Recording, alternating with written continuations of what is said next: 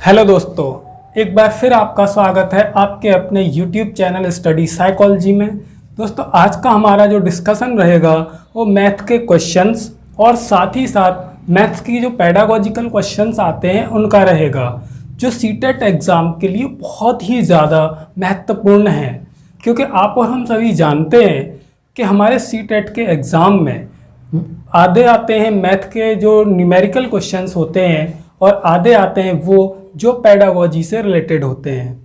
तो आज का जो हमारा डिस्कशन रहेगा, पहले उन क्वेश्चनों का रहेगा जो मैथ्स के न्यूमेरिकल आते हैं जिनका हमें सॉल्यूशन करना होता है। फिर उसके बाद में उन क्वेश्चंस का डिस्कशन रहेगा जो पेडागोजिकल सेक्शन से जुड़े होते हैं। तो इसके लिए सभी चीज़ों को सीखने के लिए आप हमारे साथ जुड़े रहें शुरू से लेकर अंत तक, अर्थात वीडियो को बिना स्किप किए पूरा देखें ताकि हमारी और आपकी समझ में कुछ आसन, जिसमें हम मैथ के क्वेश्चंस भी करेंगे और प्लस साथ में पेडागोजी को भी सॉल्व करेंगे। ठीक, तो आज की हम बात करते हैं पहले क्वेश्चन के साथ। क्या कि जैसे पहला क्वेश्चन आपकी स्क्रीन पर दिखाई दे रहा होगा, ठीक है। क्या दिखाई दे रहा है कि 29,503 में 5 के स्थानीय मान और 32,071 में 7 के जातीय मान, 7 के अंकित मान में क्या अंतर है। तो बात करते हैं इसकी क्या कि 5 का स्थानीय मान क्या होगा। तो 5 का स्थानीय मान 5, इसके पीछे कितने अंक आ रहे हैं 2, तो 2 0 और लगा लेंगे। फिर इसमें ये जो अंकित मान लिखा हुआ है इसी को जातीय मान कहा जाता है। क्या? जातीय मान, दोनों एक ही बात होती हैं। तो 7 का जातीय मान 7, दोनों का अंतर क्या होगा 493। ये होगा हमारा एकदम सही आंसर, क्या 493। ठीक है, चलिए आगे बात करते हैं। क्वेश्चन नंबर 1 बात करते हैं अगला दूसरा। क्या कि यदि 30028 बराबर 28 इकाई प्लस 28,000 प्लस 28 दहाई, तब रिक्त स्थान के जगह संख्या में क्या आएगा। क्या बात कर रहे थे क्वेश्चन नंबर 2। क्या है 300 और 28 बराबर 28 इकाई प्लस 28,000 प्लस रिक्त स्थान दहाई। अब पूछा गया है यहाँ पर क्या कि इस खाली जगह में क्या आएगा। तो ऐसे सवालों को हम सॉल्व कैसे करते हैं कि पहले तो इस नंबर को सेम लिखते हैं, फिर 28 और इकाई की जगह पे लिखते हैं 1 प्लस 28,000 की जगह लिखते हैं 1000 प्लस यहाँ पर खाली जगह में मान लीजिए क्या x और दहाई की जगह लगते हैं 10। ठीक है, आगे बात करते हैं। क्या ये सेम रहेगा और ये होगा 28 प्लस 28,000 प्लस 10x। ठीक है, अब इसको इधर ला के माइनस करेंगे। कैसे? 300 और 28 बराबर 28,000 28 प्लस 10x। तो ये हैं हमारे 30,000 और ये हैं 28,000। माइनस करेंगे तो 2,000, 28 से 28 हट जाएगा, तो 2,000 बराबर 10x। 0 से 0 कटा तो 200 बराबर x, तो x की वैल्यू हमें कितनी मिली? 200। कितनी मिली? 200। आगे की बात करते हैं। अगला क्वेश्चन क्या कि जब 80 808 को 108 से भाग दिया जाता है, 80 808 को जब 108 से भाग दिया जाता है तो उसका जो शेषफल प्राप्त होगा वो, और 90 909 को 109 से भाग, अर्थात 80 808 को किससे? 108 से डिवाइड करें और 90 909 को 109 से डिवाइड करें। तो कह रहा है कि पहले वाले का शेषफल और दूसरे वाले का शेषफल जो आएगा, तो दूसरे वाले शेषफल से पहले वाले में जब भाग देंगे तो क्या? बात करते हैं इस क्वेश्चन की कि भाई अगर हम इसमें डिवाइड करेंगे तो क्या 7 बार आएगा? कितने? 756 माइनस करेंगे 52, ठीक। फिर एक 0 उतार लेंगे और आगे डिवाइड करेंगे 4 बार। बात करेंगे आगे 432 आएगा, फिर माइनस करेंगे इसको तो बचेगा 8 8 और एक ये 8 और उतारेंगे, फिर आगे करेंगे इसका 8 बार। कितना? 864। बचेगा क्या? 24। ऐसे ही इधर भाग करेंगे, 109 का भाग करेंगे इसमें 8 बार, आएगा क्या? 756, सॉरी 872। माइनस करेंगे 52 बचेगा, एक 0 उतार लेंगे, फिर 3 बार करेंगे, आएगा 327। माइनस करेंगे बचेगा क्या? 43, 9 उतार लिया, फिर 4 बार करेंगे तो आएगा क्या? 436 और बचेगा क्या? 3। तो यहाँ पर कितना बचा शेष? 24। यहाँ पर शेष कितना बचा? 3।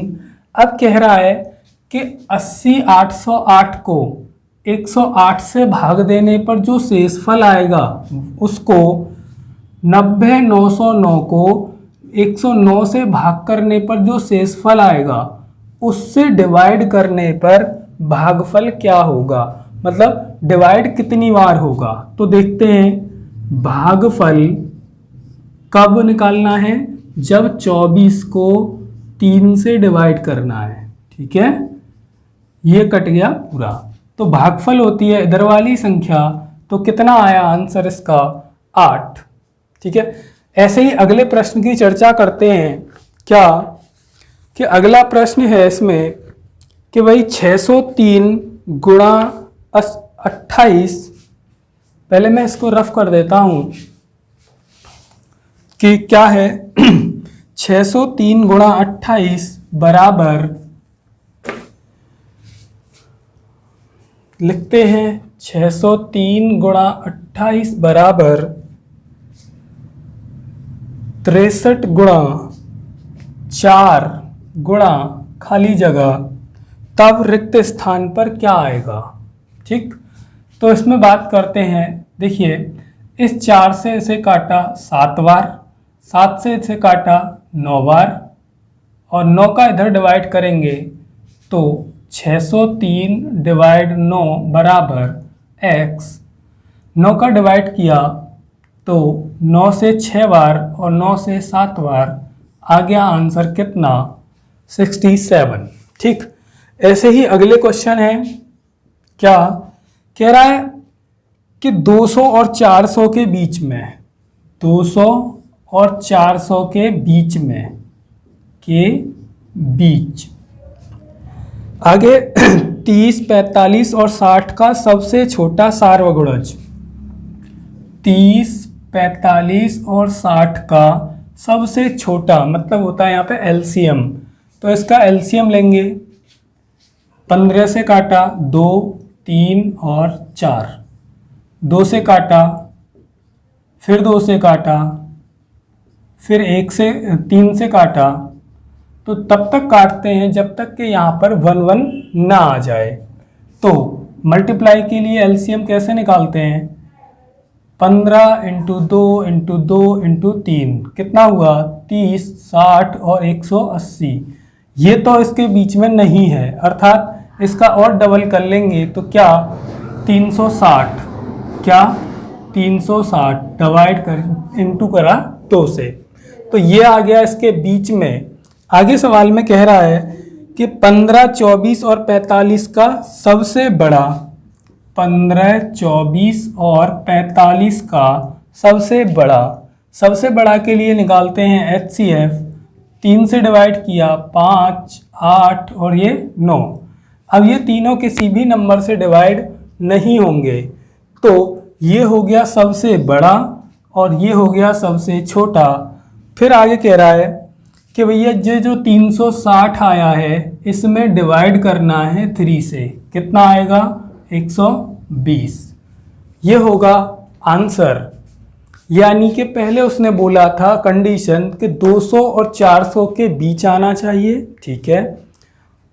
तो हमने इसका एलसीएम निकाला, 180 आया जो कि 200 से कम है। फिर हमने इसका कर दिया क्या? डबल, 180 का डबल किया 360। तो 360 किसके? 200 और 400 के बीच में है, ठीक है। फिर कह रहा था 15, 24 और 45 का सबसे बड़ा मतलब मासा यानी HCF निकाला तो 3 आया। तो पहली वाली संख्याओं के एलसीएम में दूसरी वाली संख्याओं के HCF से हमने कर दिया डिवाइड, ठीक है। एक और क्वेश्चन की चर्चा करते हैं। अगला क्वेश्चन है भाई, पहले इसे रफ कर लें।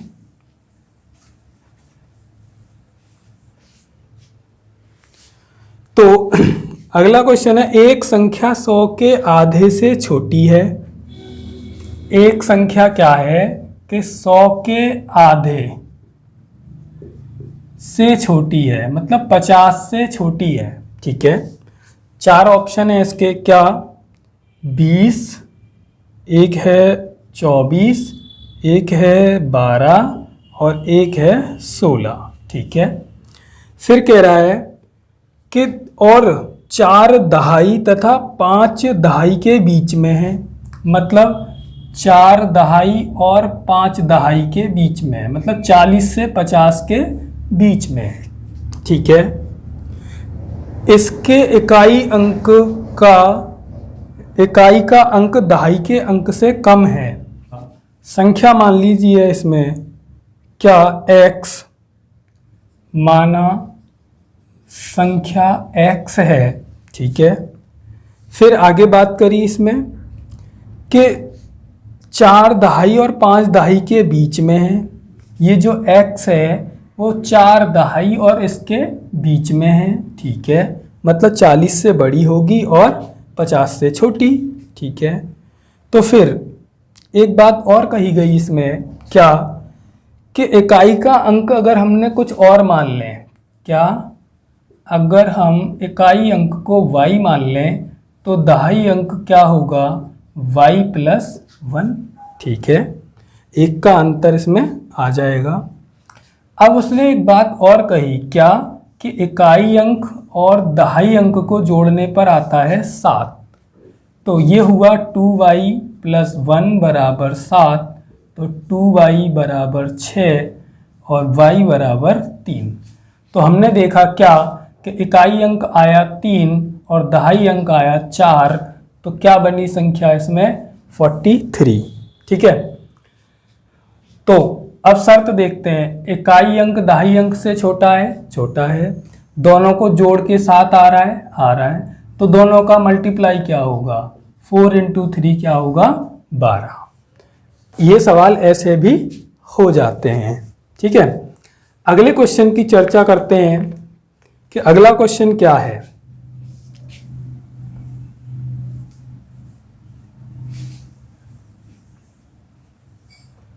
और उससे पहले आप पूरी क्लास देखकर जाइएगा, क्योंकि हम इन क्वेश्चंस को सॉल्व करने के बाद में इसकी पेडागोजी को भी सॉल्व करेंगे। ठीक है, चलिए अगले क्वेश्चन की बात करते हैं। क्वेश्चन नंबर अगला, एक विद्यालय में 360 विद्यार्थी हैं जिनमें से 2/3 लड़कियां हैं, ठीक है, और शेष लड़के हैं, ठीक है। आगे, लड़कों की संख्या के 3/4 खिलाड़ी हैं, ठीक। जो खिलाड़ी नहीं है उन लड़कों की संख्या क्या होगी? तो सवाल बहुत इजी है, बस थोड़ा सा लैंग्वेज इसकी बड़ी है, कोई दिक्कत नहीं, करते हैं एक बार। कैसे? बात कर रहा है कि विद्यालय में कुल विद्यार्थी कितने हैं? कुल विद्यार्थी कितने हैं? 360, ठीक है। फिर कहा है कि यह 2/3 लड़कियां हैं, यानी कि हमने बात की गर्ल्स कितनी हैं? 360 की 2/3। जब बात आए 2/3, 1/4 या 4/5, तो जो पहले आता है वो ऊपर, जो बाद में आता है वो नीचे। सॉल्व किया इसको हमने तो क्या, 3 से काटा, 120 × 2 मतलब 240। ये हो गई लड़कियां, और लड़के कितने बचे फिर? 360 में से 240 घटाए तो 120।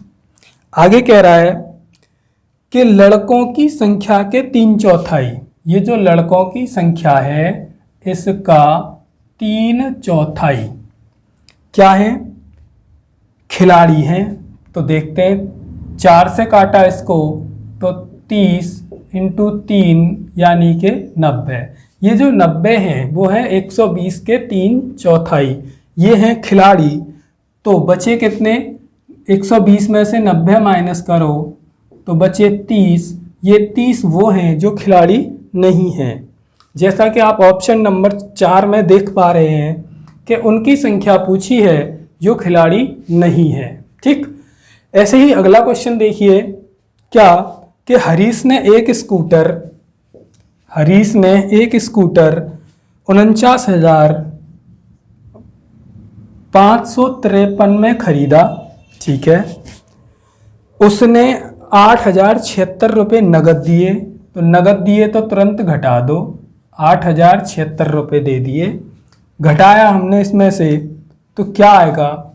13 में से 6 घटाए तो 7, यहाँ बचे 4, 14 में से 7 गए तो 7, यहाँ बचे 4, 0 घटाया तो 4, फिर 9 में से 8 गए तो 1 और 4 के 4, मतलब ये है 41,477 रुपये अभी बाकी हैं, अभी इतने शेष हैं, ठीक है।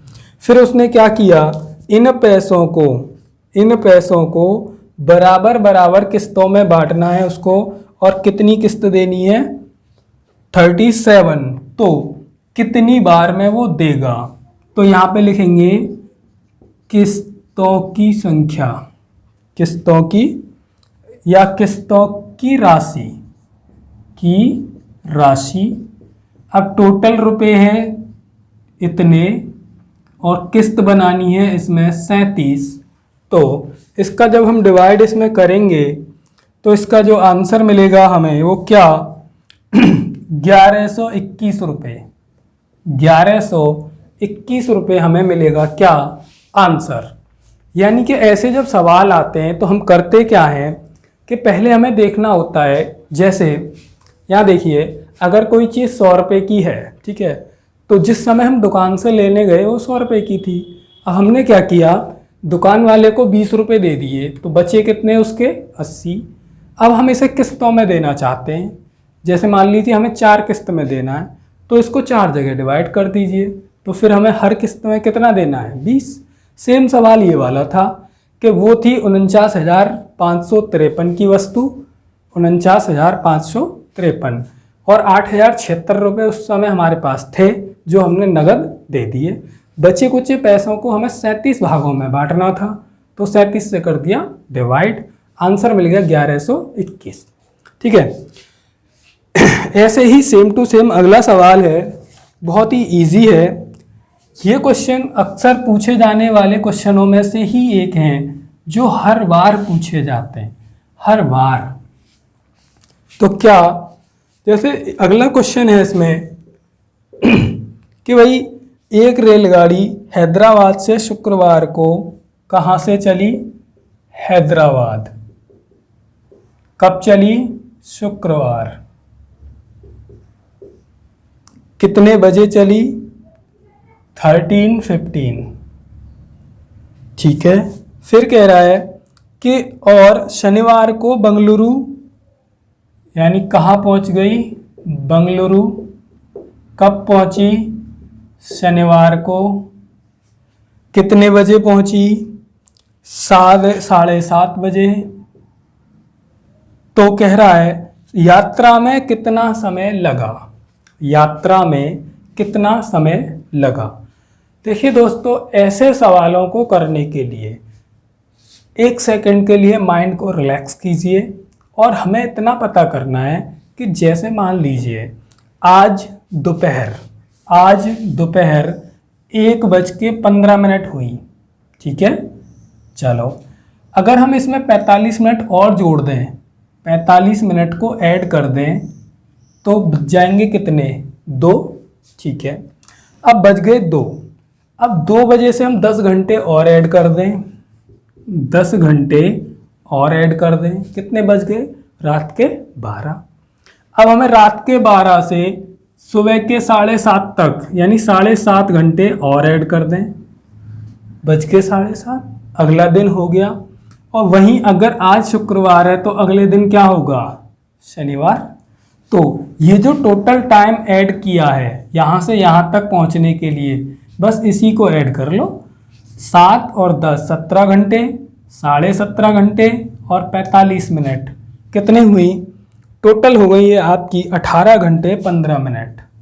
18 घंटे 15 मिनट, ये है हमारा सही आंसर। ठीक है। तो हमें करना कुछ नहीं होता ऐसे सवालों में, सिंपली टाइम जहाँ से स्टार्ट किया है, जहाँ से भी, वहीं से उसको धीरे धीरे जोड़ते हुए आगे बढ़ा दिया जाता है ताकि हम अपने आंसर तक पहुँच सकें। ठीक है।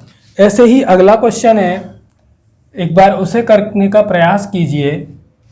क्या कि जैसे अगला क्वेश्चन है इसमें हमारा कि भाई 15 दिनों में मिनटों की संख्या, 15 दिन में मिनटों की संख्या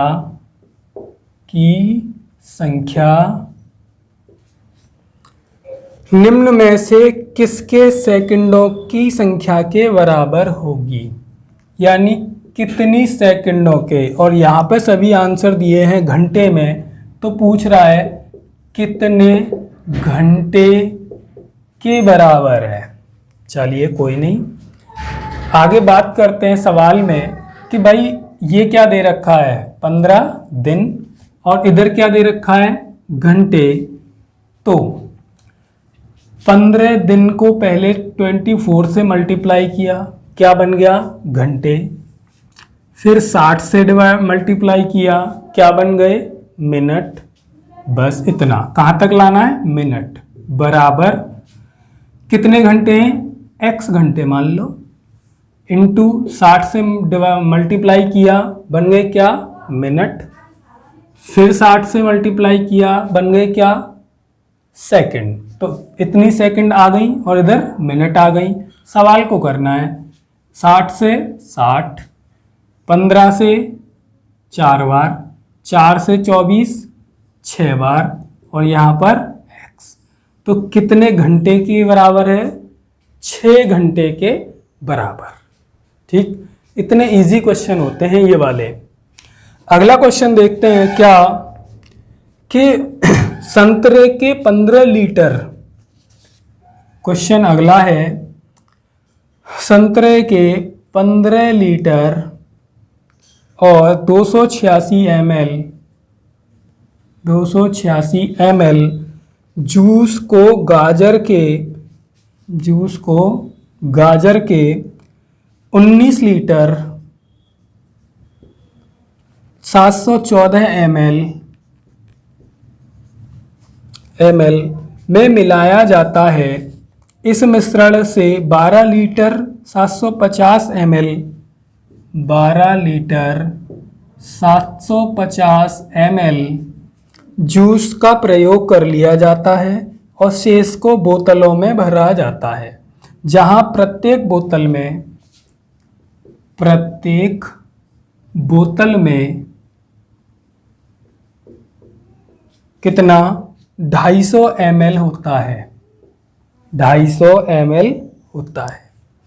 तो कह रहा है कि बोतल कितनी भरी जाएंगी। देखिए सबसे पहले इनका क्या हो रहा था, एडिशन, तो हम भी इनका क्या कर लेते हैं, ऐड। 6 और 4 10, 8 और 1 9 और 1 10, 9 और 1 10, 9 और 5 14 और 1 इधर से आया 15, 1 और 1 2 और 1 3। ये हो गया हमारा क्या, 35 लीटर। टोटल हमारे पास कितना है, 35 लीटर। 12 लीटर 750 का इसमें कर लिए क्या उपयोग, तो 12 लीटर 750 ml का हमने किया उपयोग। इधर से 1 लिया तो ये बचे हमारे यहाँ 250 और यहाँ बचे 34, 4 में से 2 गए तो बचे 2 और ये बचे हमारे फिर से 2। तो शेष जूस हमारे पास कितना है, 22 लीटर 250 ml, अर्थात 22,250 ml। हम इसको 1000 से मल्टीप्लाई करके ml बना सकते हैं, ठीक है। अब एक बोतल में कितना है, 250, तो बोतलों की संख्या कैसे निकालते हैं, जो टोटल है हमारे पास कितना 22,250 और एक बोतल में जितना आना है उससे कर देते हैं डिवाइड। 0 से 0 कटा, 25 से करिए क्या, 25 अट्ठे 200, 22 बचे, 25 से 9 बार 225, अर्थात 89 बोतलें पूरी भर जाएंगी, ठीक है। इसी के साथ हम अगले क्वेश्चन की चर्चा कर लेते हैं। क्या ये भी बहुत आसान से क्वेश्चन होते हैं, कुछ नहीं होता इनमें, सिर्फ डराने के लिए इतने बड़े बड़े रख दिए जाते हैं पेपर में, बाद बाकी इनमें होता कुछ नहीं है। मैं इस सवाल को डायरेक्ट करूंगा, आप एक बार इसे पढ़िए। क्या कि फलों के मूल्य प्रति किलोग्राम दिए हुए हैं, ठीक है। तरबूजा, खरबूजा, चेरी, अंगूर, सेब, सबके रेट दिए कि ये चीज़ इतने रुपए किलो है, ये चीज़ इतने रुपए किलो है, ठीक है। लेकिन हमें करना क्या है इस सवाल को, ये तो लिखना नहीं है। तो रेशमा ने 4.5 किलोग्राम खरबूजा खरीदा, 4.5 किलो खरबूजा खरीदा। खरबूजे का रेट क्या है, 18.50, तो 18.50 से हमने मल्टीप्लाई कर दिया तो टोटल रुपए मिल जाएंगे। फिर 1 किलो 200 ग्राम चेरी, 1 किलो 200 ग्राम चेरी कितने रुपए के हिसाब से है भाई, 72 रुपये के हिसाब से। फिर 250 ग्राम अंगूर, 250 ग्राम अंगूर, ठीक है। ये है हमारे 120.60 के हिसाब से। आगे है और 1 सही 3/4 kg, 1 सही 3/4 kg सेब का रेट है 78.40, ये ठीक है, कोई नहीं। अब कह रहा है उसने दुकान वाले को 500 रुपये दिए तो उसे कितने रुपए वापस मिले। तो बात करते हैं इसकी, क्या कि भाई जब 4.5 में 18.5 का मल्टीप्लाई करेंगे तो ये आएगा 83.25, ठीक है। आगे अगर हम 72 का और इसका मल्टीप्लाई करते हैं तो ये आएगा हमारा 86.40, ठीक है। फिर आगे इसका मल्टीप्लाई करते हैं तो 30-15, आगे लास्ट मल्टीप्लाई करेंगे तो 137.2, ठीक है। इन सभी को ऐड करने पर हमें पता चलेगा कि भाई ये सब ऐड जो है टोटल यानी कि कुल, ये कुल बैठेगा हमारा 337 रुपये का, 337 37 का। दुकान वाले को कितने दिए 500, तो हमें वापस कितने मिलेंगे 500 का नोट दिया, सामान है 337 का। जैसे ही हमने इसको घटाया तो बचा क्या 163 रुपये दुकान वाला हमें वापस देगा। 163 रुपया दुकान वाला हमें वापस देगा। ठीक है, इसी के साथ हम अगले क्वेश्चन की बात करते हैं कि भाई अगला क्वेश्चन क्या है। तो बहुत आसान सा क्वेश्चन है, साबुन की टिक्की पर है। किस पर है? साबुन की टिक्की। क्वेश्चन है कि साबुन की एक टिकिया जिसका आकार दिया है, साबुन की एक टिकिया है और उसका दिया है हमें क्या आकार। आकार क्या है? ये साबुन की टिकिया मान लीजिए। ठीक है, अब इसका जो आकार है वो क्या है 7 × 5 × 2.5। ये सभी दिए हैं हमें सेंटीमीटर में। आगे कह रहा है दो पेटियों में जिनकी आंतरिक माप, अब पेटी दी है, ठीक है, इनकी जो आंतरिक माप है वो दी है क्या 56 गुणा 0.4 मीटर, एक सेकेंड, 56 सेंटीमीटर गुणा 0.4 मीटर गुणा 0.25 मीटर, ये दिया है। सबसे पहली बात, जब ये चीज़ें अलग अलग होती हैं तो इन्हें सेम करते हैं। ठीक है, जैसे ये सभी चीज़ें किस में थी सेंटीमीटर सेंटीमीटर सेंटीमीटर, तो इसका क्या करना है 56 सेंटीमीटर 0.4 × 100 सेंटीमीटर 0.25 × 100 सेंटीमीटर। ये तो हुए 56, ये हुए 56, ये हुए मल्टीप्लाई किया गया तो 40, ये मल्टीप्लाई किया गया तो 25। ठीक है, अब पूछ रहा है कि साबुन की इन टिक्कियों की अधिकतम संख्या कितनी है जो पैक की जा सकती हैं। ठीक है, ये तो एक पेटी है और ये एक साबुन का है, तो जब हम एक पेटी में एक साबुन के माप से डिवाइड करेंगे तो एक पेटी में संख्या कितनी आएगी देखते हैं, 56 गुणा 40 गुणा 25 बटे 7 × 5 × 2.5। 7 से काटा इसको 8 बार, 5 से काटा 8 बार और 2.5 से इसको काटा 10 बार, तो 8 × 8 × 10, 8 8 होते हैं 64 और एक 0। ये जो 640 आए हैं ये एक पेटी में पैक होंगे, 640 एक पेटी में पैक होंगे, तो दो पेटियों में कितने आएंगे 1280, दो पेटियों में आएंगे 1280, जो कि हमारा आंसर होगा, क्योंकि उसने हमसे पूछा था कि दो पेटियों में कितने आएंगे। ठीक है, ऐसे ही अगले क्वेश्चन की बात करते हैं। उम्मीद है आपकी समझ में अच्छे से आया होगा। सेम अगले क्वेश्चन की बात कर लेते हैं। ठीक है, अगला क्वेश्चन है किसी आयत की लंबाई उसकी चौड़ाई की 3 गुना है।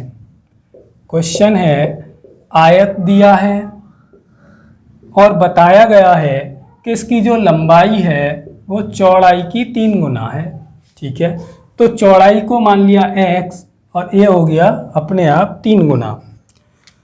क्या इसकी चौड़ाई एक वर्ग की भुजा का आधा है? अगर कोई वर्ग भी होता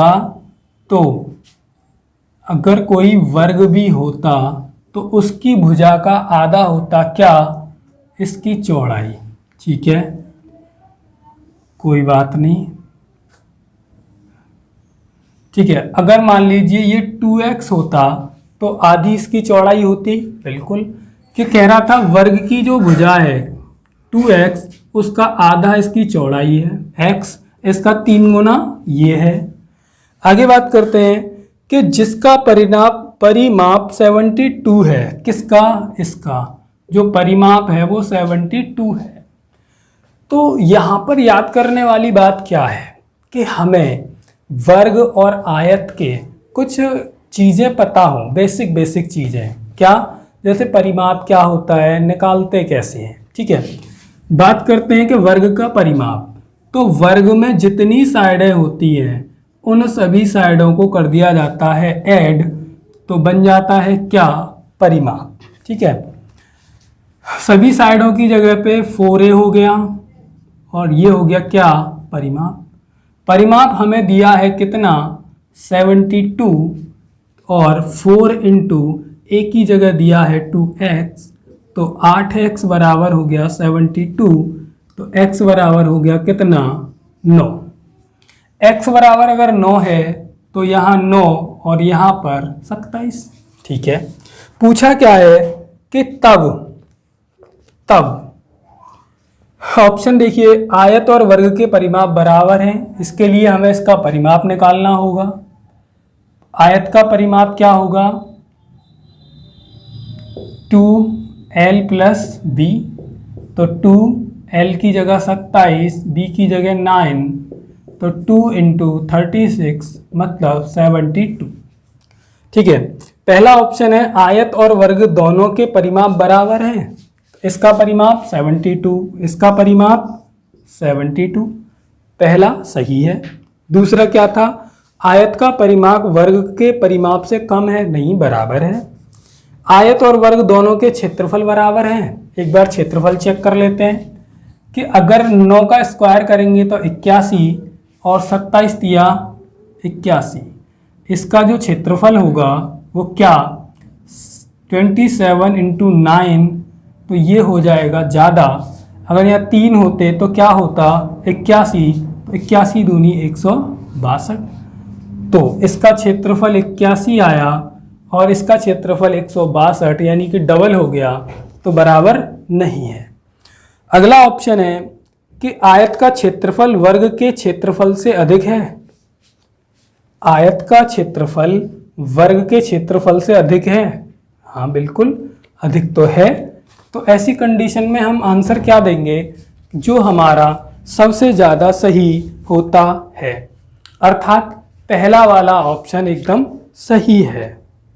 ठीक है, तो पहले वाले ऑप्शन में हमें क्या मिला कि दोनों के परिमाप बराबर हैं। चलिए अगले क्वेश्चन की बात करते हैं। निम्न में से कौन सा सही है? निम्न में से कौन सा सही है? 4 ऑप्शन है आपके सामने, आपको सिर्फ यहाँ पर पता क्या होना चाहिए? माप, यानी किस में कितनी चीज़ें होती हैं, जैसे किलोग्राम, लीटर, किलोमीटर, इनको एक्सचेंज करना आना चाहिए। ठीक है, तो क्वेश्चन है पहला कि 205 ग्राम बराबर 2.005 किलोग्राम, बिल्कुल सही है। देखिए एक बार इनको चेक करते कैसे हैं, इनको चेक करते कैसे हैं। चलो पहला दिया था 2.005 ग्राम। अगर हम इस ग्राम में 1000 से डिवाइड करेंगे तो क्या बनेगा? ये, और बन जाएगा क्या? किलोग्राम। दोनों बराबर हैं, सही है, पहला ऑप्शन सही है। किसी घनाभ का आयतन जिसकी लंबाई 45, चौड़ाई 15, ऊंचाई 40 है, उस घन की जिसकी भुजा इतने मीटर है, क्या दोनों बराबर हैं? देखते हैं। तो वही देखो, इसमें 45, 15 और 40, ये कह रहा है 0.3 मीटर, 0.3 मीटर, 0.3 मीटर, क्या इसके बराबर है? देखते हैं। तो 45 इंटू 15 चौका 60 और एक 0 600। आगे बात की हमने क्या कि 45 इंटू 6 270 और 2 0 ये हुई। ठीक है, ये सेंटीमीटर में आया। ऐसे ही हमने इधर चेक किया, क्या 100 से मल्टीप्लाई किया तो 30, 100 से किया तो 30, 100 से किया तो 30, 3 3 3 27 और 3 0 ये भी आया इसमें। तो क्या ये दोनों बराबर हैं? बिल्कुल सही बात है। आगे 10 का शतांश, 10 का शतांश, शतांश मतलब 100वां अंश, इसका मतलब होता है 100वां अंश या भाग। तो 10 में जब 100 का भाग करते हैं तो 0 से 0 और 1 में 10 का भाग करेंगे तो 0.1 आएगा। ये भी हमारा सही है। आगे कह रहा है अगला 55 लीटर, 55 लीटर और 55 ml, 55 ml, इसको हमें ml में चेंज करना है। तो ये हुए 55,000 और ये 55, तो ये लिखा कैसे जाएगा, एक जीरो के साथ, ठीक है। लेकिन इसने लिखा क्या है 55.55, जो कि गलत है। अगर ये लीटर ही बनाना होता तो क्या किया जाता, 3 के बाद पॉइंट लगता, जो कि उसने कितने में लिया है, 2 में, ठीक है। ऐसे ही अगला क्वेश्चन देखते हैं। सादा सिंपल क्वेश्चन है, कोई दिक्कत वाली बात नहीं है। क्या कि 2 अंकीय संख्या को, 2 अंकीय संख्या को दूसरी एक अंकीय या 2 अंकीय संख्या से गुणा करने की प्रक्रिया को समझने के लिए निम्नलिखित में से कौन सी पूर्व जानकारी आवश्यक है। ठीक है, चलिए कोई नहीं, इसमें बात करते हैं कि भाई ये जो क्वेश्चन है ये बहुत आसान होते हैं, बहुत ही आसान होते हैं। कैसे कि भाई देखो, मैं आपको एक बार दिखा दूँ, फिर आपके आसानी से समझ आ जाएगा। मान लीजिए ये 2 अंकों की संख्या है 12 और इसमें मल्टीप्लाई करना है इससे, तो हमें क्या करना होता है कि एक एक अंक करके मल्टीप्लाई करते हैं, सही बात है। तो ये जो एक एक अंक करके मल्टीप्लाई करना होता है ये क्या कहलाता है, तो पहला ऑप्शन है इसमें योग का क्रम विनिमय गुणा, गुणन का क्रम विनिमय गुणा, गुणन योग पर वितरण के रूप में, गुणन विभाजन के प्रतिलोम के रूप में। एक बार देखते हैं, बच्चों को जब हम सिखाते हैं तो इसको ऐसे लिखते हैं, जब हम सिखाते हैं तो कैसे लिखते हैं, ऐसे, फिर करते हैं मल्टीप्लाई, फिर करते हैं मल्टीप्लाई, तो इसे बोला जाता है क्या, ऑप्शन नंबर 3 गुणन योग पर वितरण, मतलब बंटवारे का नियम। अगला क्वेश्चन है गणित से भयभीत होने और उसमें असफल होने के लिए निम्नलिखित में से किसे एक कारण नहीं माना जा सकता है। मतलब गणित से डरने के लिए और उसमें फेल होने के लिए क्या कारण नहीं हो सकता है। कक्षा कक्ष के अनुभव, प्रतीकात्मक संकेत, गणित की संरचना, लैंगिक भेद। तो इनमें से हमें पता करना है कि वह कौन सा कारण है जो फेल होने के लिए जिम्मेदार नहीं है। तो इसमें कंडीशन है क्या, लैंगिक भेद। इससे बच्चे फेल होना, डरना, ये किसी में नहीं आता। ठीक है, ऐसे ही अगला क्वेश्चन है क्या कि 2 दशमलव संख्याओं के योग की संकल्पना को पढ़ाने के लिए निम्नलिखित में से शिक्षण अधिगम का कौन सा साधन सर्वाधिक उपयुक्त है। ठीक है, तो भाई जब हम किसी दशमलव की बात करते हैं, किसकी, दशमलव यानी डेसिमल की हम बात करते हैं, कि जब हमें बच्चों को पढ़ाना होता है तो सबसे बेस्ट तरीका एक ही होता है इसके लिए, क्या, ग्राफ पेपर। सबसे बेस्ट तरीका है ग्राफ पेपर का। ठीक है, चलो कोई नहीं, यहाँ से आपके पेडागोजी के क्वेश्चन स्टार्ट हो चुके हैं कि पेडागोजी के जो अच्छे अच्छे क्वेश्चंस आते हैं वो कैसे कैसे आते हैं। ठीक है, ऐसे ही हम बात करते हैं क्या, अगला, अभी तक हमने कई क्वेश्चन कर लिए हैं, अभी आगे भी हम बात कर रहे हैं। ठीक है, बात कर रहा है कक्षा 4 के अधिकतर विद्यार्थी सोचते हैं कि 2 संख्याओं के गुणन से प्राप्त संख्या सदैव दोनों संख्याओं से बड़ी होती है। आप यह कैसे प्रदर्शित करेंगे कि यह सदैव सत्य नहीं होता है, यह सदैव सत्य नहीं होता है। ठीक है, कैसे दिखाएंगे आप बच्चों को, जैसे मान लो भाई कह रहा क्या था कि दो संख्याओं के गुणन से प्राप्त हमेशा 10 से बड़ी होती है। तो देखना भाई, दो संख्या हैं 10 से बड़ी नहीं है। अगर ऐसी संख्या होती तो 10 से बड़ी होती। मतलब जब हम दो संख्याओं का मल्टीप्लाई करते हैं तो जरूरी नहीं है हर बार वो उन संख्याओं से बड़ा हो। ठीक है, अब इस बात को हम दिखाएंगे कैसे, हमें कैसे प्रूफ कर सकेंगे कि ये वाली बात हमारी एकदम सही है। कोई बात नहीं, इसको सॉल्व करने के लिए हम लेंगे क्या, एक सहारा लेंगे किसका, एक बार ऑप्शन को चेक कर लेते हैं कि एक पूर्ण संख्या और एक भिन्न के गुणन की कलन विधि को संख्या रेखा पर दिखाएंगे। दूसरा, इसी संख्याओं के बार बार योग के द्वारा प्रदर्शित करेंगे। नहीं, दो दशमलव संख्याओं के गुणन की कलन विधि को दिखाएंगे। ग्रिड पेपर पर दो दशमलव संख्याओं के गुणन को प्रदर्शित करेंगे। तो देखिए दोस्तों, अभी अभी आपने एक बात सीखी थी यहाँ पर, क्या ग्राफ पेपर दशमलव को पढ़ाने की सबसे अच्छी विधि होती है। ठीक है, ग्राफ पेपर में होता क्या है देखना एक बार, ऐसा ही तो होता है ग्राफ पेपर, ऐसा होता है। अब क्या ग्राफ पेपर पर ये ग्रिड बने हुए नहीं होते, बिल्कुल होते हैं। तो इसमें जो फोर्थ ऑप्शन है ग्रिड पेपर वाला, ये सबसे बेहतरीन होता है, सबसे अच्छा होता है जब हम उन्हें ये दिखाना चाहते हैं। तो ऐसे ही अगला क्वेश्चन है, क्या प्राथमिक स्तर पर शिक्षार्थियों को माप का संदर्भ पढ़ाने के लिए निम्नलिखित में से कौन सा कथन सत्य है। ठीक है, पहला, अप्रमाणिक मापों का उपयोग करके प्रमाणिक मापों के बाद करना चाहिए। नहीं, प्रमाणिक मापों का उपयोग अप्रमापिक मापों के बाद करना चाहिए। बिल्कुल सही बात है। कैसे, जैसे छोटे छोटे बच्चे होते हैं तो हम उन्हें क्या दिखाते हैं कि भाई इसको नाप कर देखो कितने बिलांद है या कहाँ से कहाँ तक है, मतलब ऐसी मापों का प्रयोग करवाते हैं जो प्रमाणिक नहीं होती।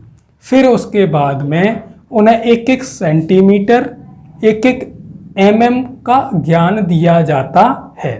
अर्थात पहले बालकों को अप्रमाणिक मापें सिखाई जाती हैं, फिर बाद में प्रमाणिक।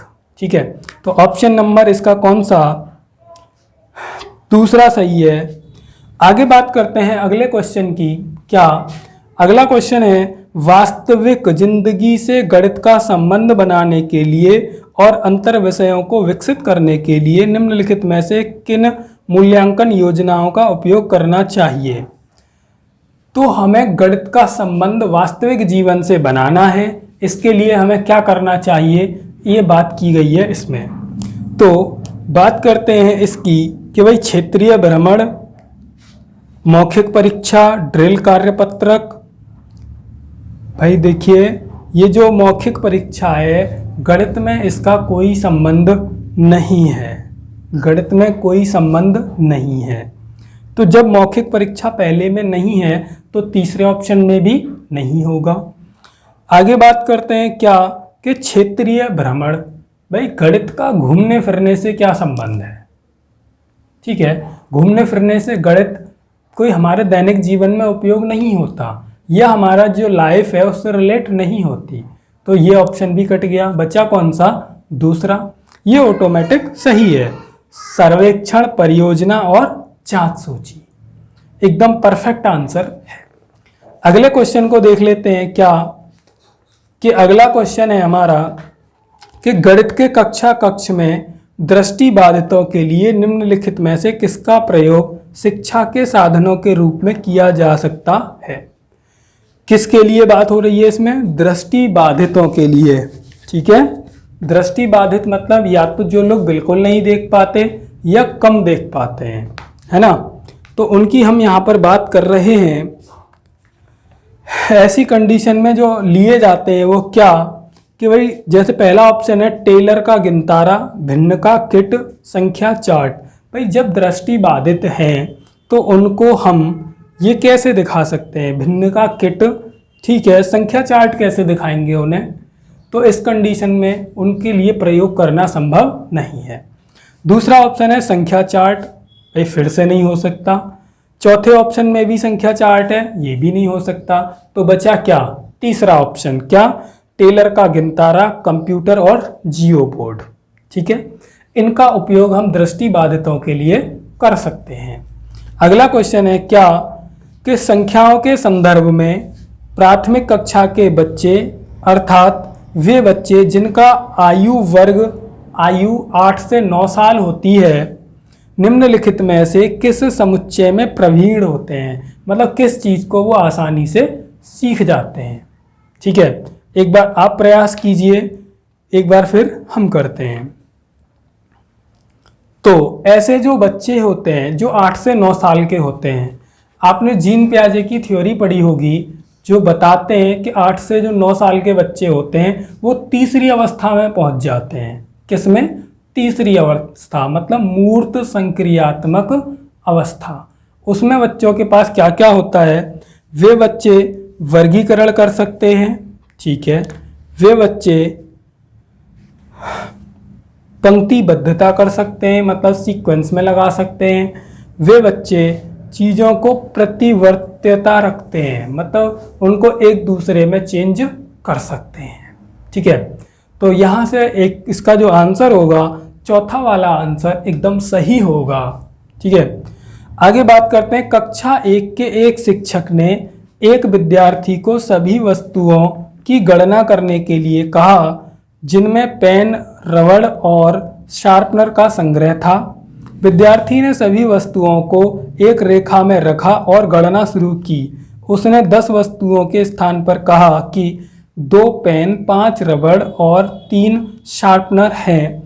आपके विचार में विद्यार्थी को गणना के किस सिद्धांत या किन सिद्धांतों पर कठिनाई का सामना करना पड़ रहा है? तो बात की गई है इसमें क्या कि भाई विद्यार्थी को ये नहीं पता कि उसने जो गणना की एक साथ सबको वो नहीं बोल पाया, बल्कि उसने क्या बोला कि इतनी ये चीज़ें हैं, उतनी ये चीज़ें हैं। तो ऐसी कंडीशन में जो विद्यार्थी होते हैं वो किस चीज़ का सामना करते हैं? अमूर्तन और असंगत क्रम सिद्धांत का।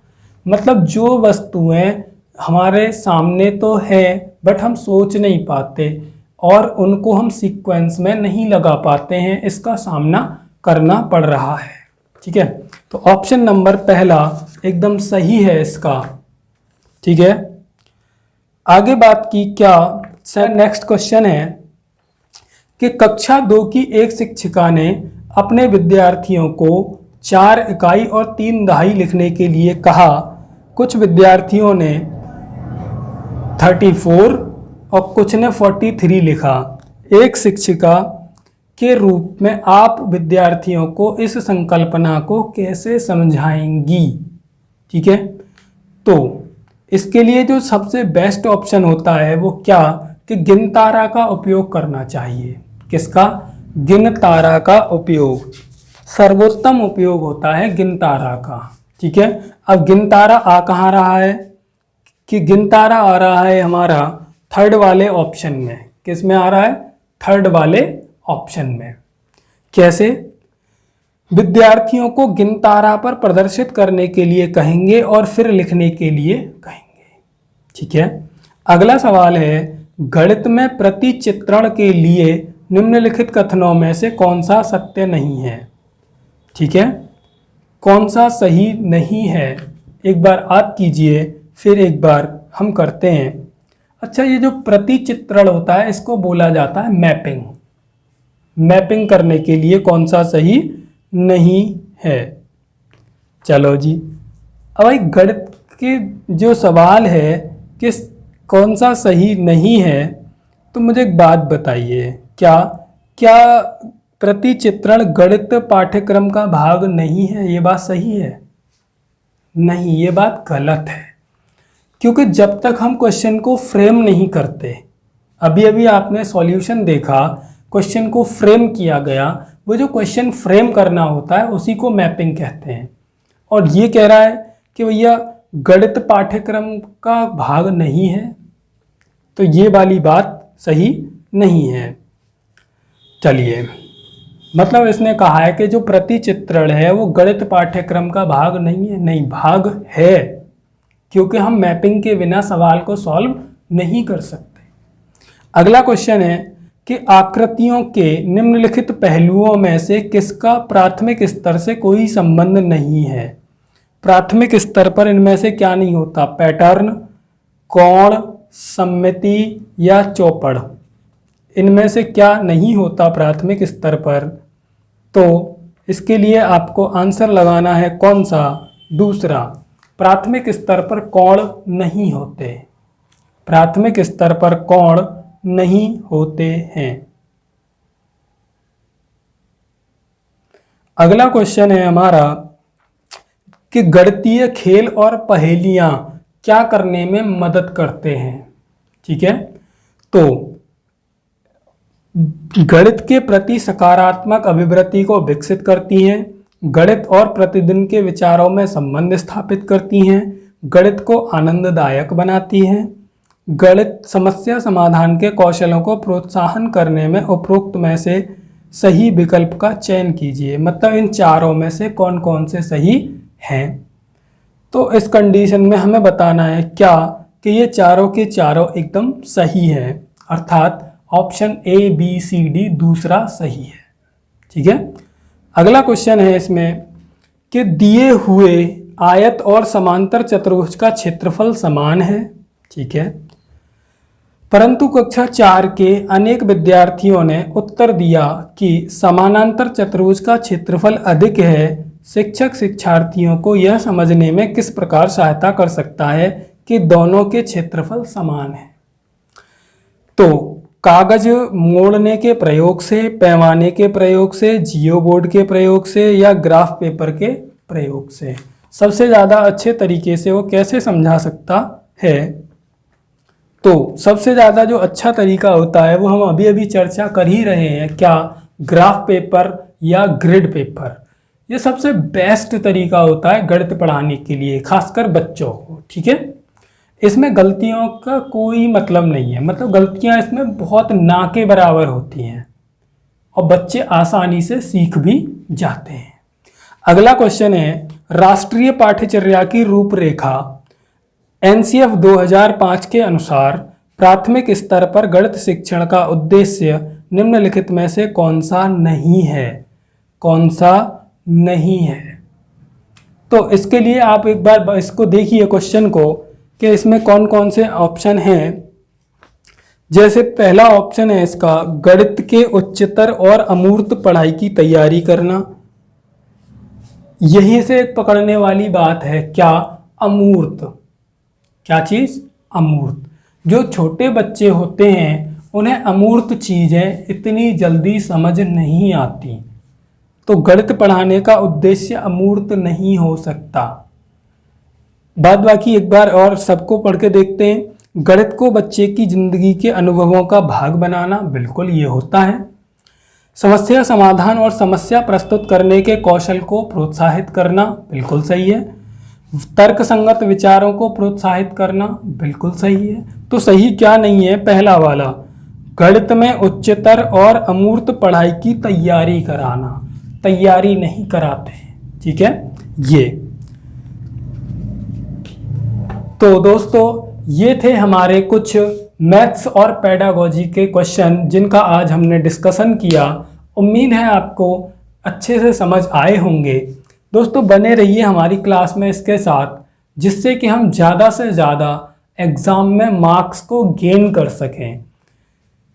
ये जो हम क्वेश्चन कर रहे हैं सबसे ज़्यादा इम्पोर्टेंट है यहाँ पर हमारा डिस्कशन, ना कि इनका सॉल्यूशन। ठीक है, डिस्कशन में हमें पता क्या चलता है कि हमें क्वेश्चन को पढ़ना कैसे है, उसको रीड कैसे करना है, ऑप्शन कैसे पढ़ने हैं, कैसे उनको कोरिलेट करना है कि दोनों एकदम सही और सटीक आंसर बैठे। हालांकि गलती की गुंजाइश इसमें बहुत कम होती है जब हम आपस में डिस्कशन कर लेते हैं। ठीक है, तो ऐसे ही डिस्कशन के लिए हम और आप साथ साथ करते रहेंगे और इस क्लास में बने रहेंगे। ठीक है, कमेंट करके हमें बताइएगा कि आज की क्लास आपको कैसी लगी, और अगर आपका कोई भी क्वेश्चन है इस पेपर से रिलेटेड कोई चीज़ जो समझ में ना आई हो उसको आप कमेंट में लिख सकते हैं। अगर आपने हमारे चैनल को अभी तक सब्सक्राइब नहीं किया है तो प्लीज़ चैनल को सब्सक्राइब कीजिए और बराबर वाले बेल आइकन को दबाइए।